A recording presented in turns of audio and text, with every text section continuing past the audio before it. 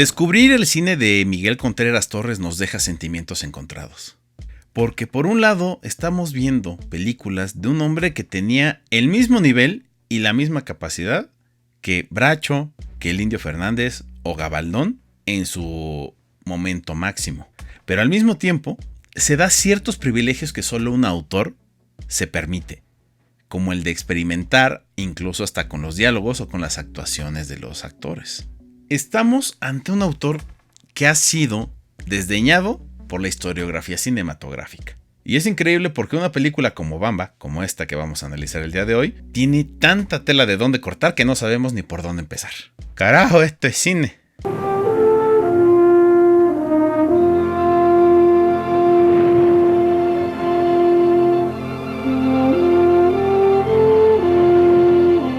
Bamba es una película escrita, dirigida y producida por Miguel Contreras Torres de 1948-1949, protagonizada por Silvia Pinal, esta fue su segunda película, Fanny Schiller, Víctor Manuel Mendoza, el gran Andrés Soler, una hermosa y sublime Carmen Montejo y un odioso Tito Junco como uno de los grandes villanos del cine mexicano. Esta película es la historia de una comunidad de pescadores en los albores previos a la Revolución Mexicana en la costa de Veracruz, donde viven la explotación, el hambre y el abuso de poder de los caciques del momento.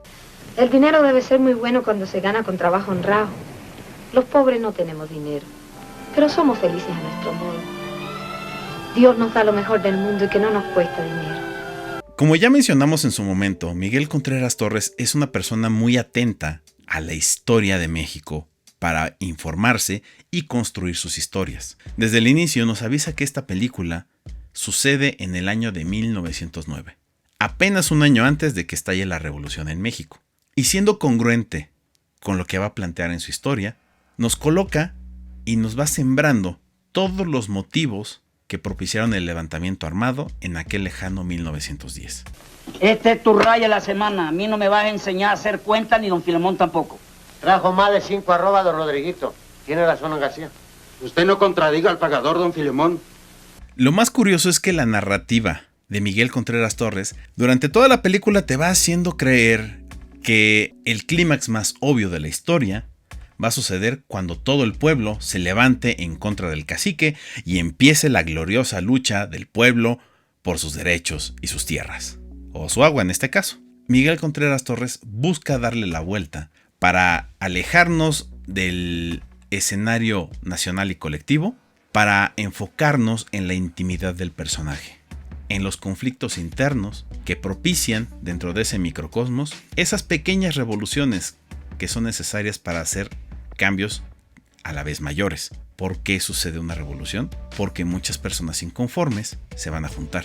Muchas personas inconformes poco a poco van a empezar a tomar acciones en contra de aquello que los está oprimiendo o los está sobajando.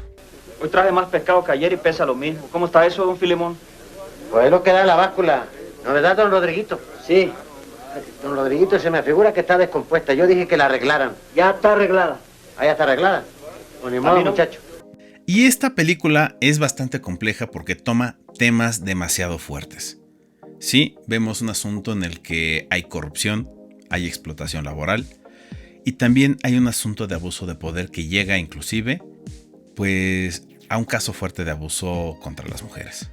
Pero además de eso, Miguel Contreras Torres busca la forma de hacerlo todavía un poquito más complejo, porque nos plantea unas acciones con diálogos a las que hay que ponerle mucha atención, y no por lo que dicen, sino por cómo se dice. De hecho, hay dos escenas en particular en donde Miguel Contreras Torres se da el lujo de experimentar con la dramaturgia. Toma y plantea la situación y deja que los actores lleven la situación hasta el límite, que se compenetraran tanto con sus personajes que estos llevaran al límite una situación que podría ser cotidiana o que podría llevarse a niveles de exageración literal.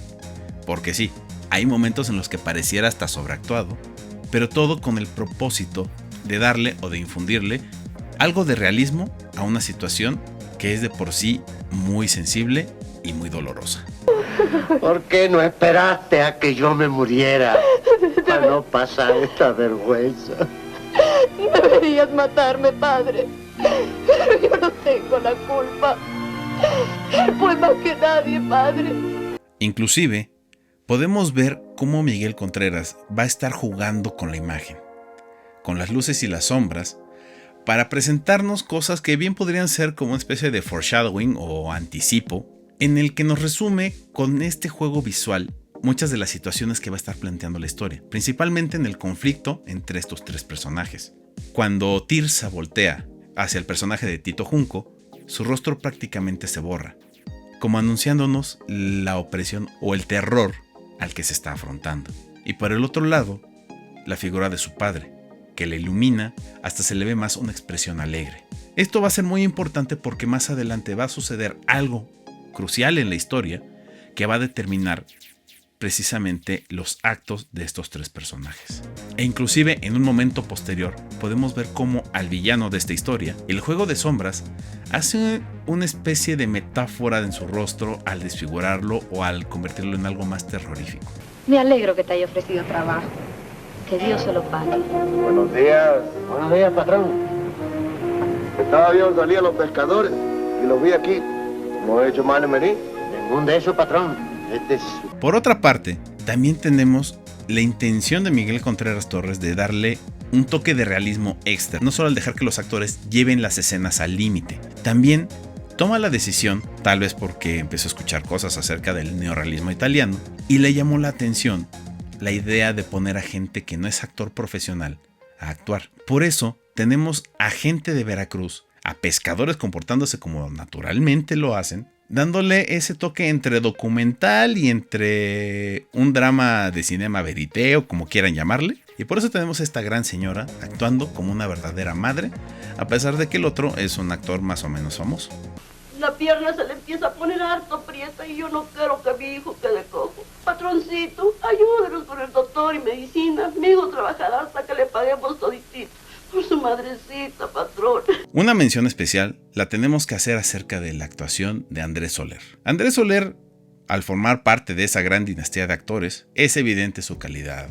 Pero aquí nos sorprende el estilo de abordar su papel. Sin duda, es una de las actuaciones más finas y más comprometidas que le hemos visto en la filmografía que hemos analizado. Realmente vemos a un hombre con dolor, a un hombre sumido en la miseria, a un hombre que duda de su propia valentía, duda de alzar la voz y que sin embargo se tiene que abrir paso con todo ese dolor para hacer algo con su vida. Se ve mucho más delgado de lo habitual, la barba no es postiza, es casi como si se hubiera encontrado un libro por ahí del método de actuación y lo hubiera empleado.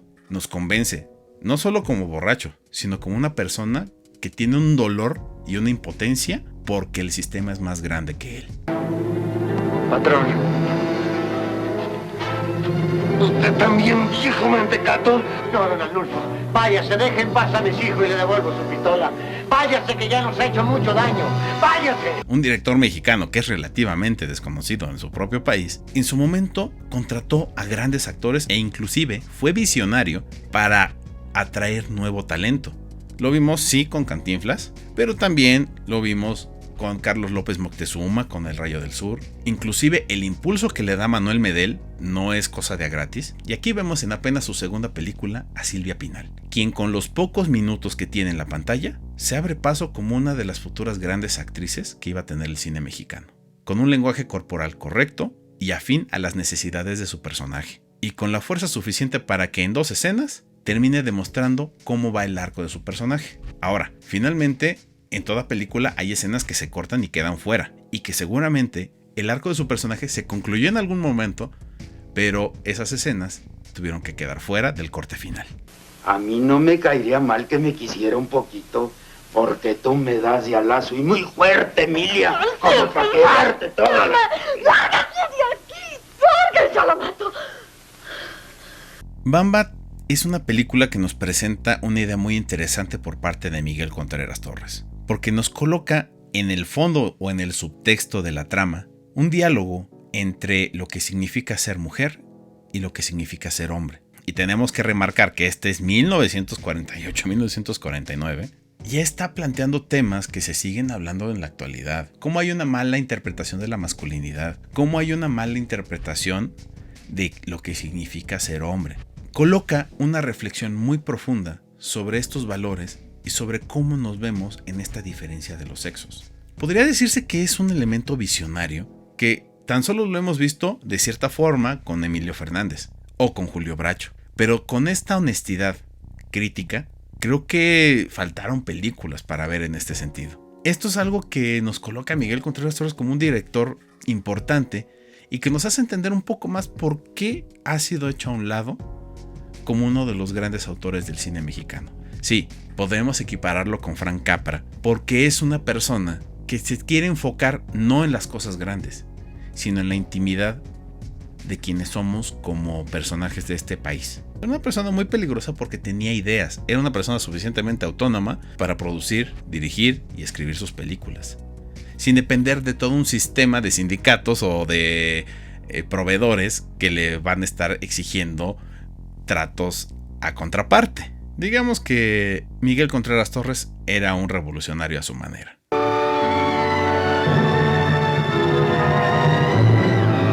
Y para cerrar este mes dedicado a Miguel Contreras Torres, pues si ya estamos en el sur, pues vámonos hacia el istmo a comer unas ricas tetelas.